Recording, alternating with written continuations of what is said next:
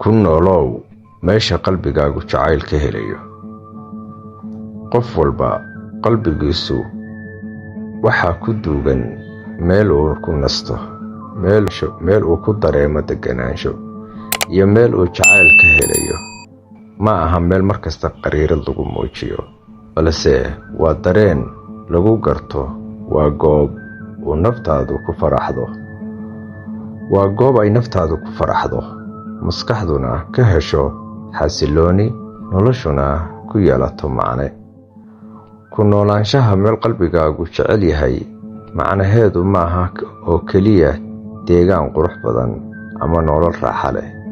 waa inaad ku noolaato xaaladaad adigu naftaada la heshiisay, meel aad ka hadli karto adigoon cabsi qabin, ku fikiri karto adigoon xayirnayn, kuna riyoon karto adigoon lagu qasbin.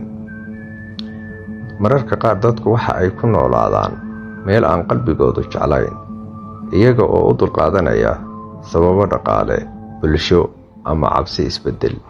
laakiin qalbiga aan ku faraxsanayn meesha uu joogo waa qalbi daalan.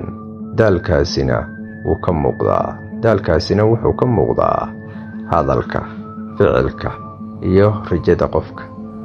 meesha qalbigaagu jacayl ka helayo waxay noqon kartaa qoys aad la dareento kalgacayl dhab ah, shaqo aad qiimo ku leedahay, magaalo aad xorriyad ka hesho, iyo dadku fahmaya adigoo aan isqeexin. qalbiga faraxsan waa tilmaanta.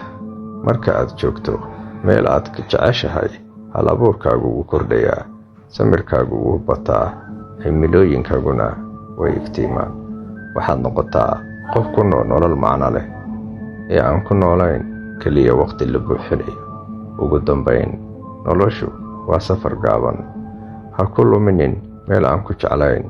raadi meesha qalbigaagu ku nasto, kuna noolow adiga oo jecel naftaada ku noolaanshaha. sababtoo ah farxadda dhabtaahi kama timaado meel fog, waxay ka timaadaa qalbiga ku jira meel uu jecel yahay. haddii uusan qalbigaagu joogin meel uusan jeclayn, waxaad ahaanaysaa qof la noolaada walwalka, cabsida, dhibaatada. weligaana waxaad ahaanaysaa qof aanan gaarin halkuu rabay.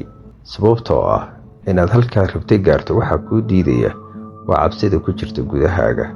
laakiinse markastoo aad xasilooni dareemaysid, waxaad ahaanaysaa qof wax kasta uu jecel yahay ku dhiirada, iskuna daya inuu ka midho dhaliyo. waa idin salaamayaa jaalayaal.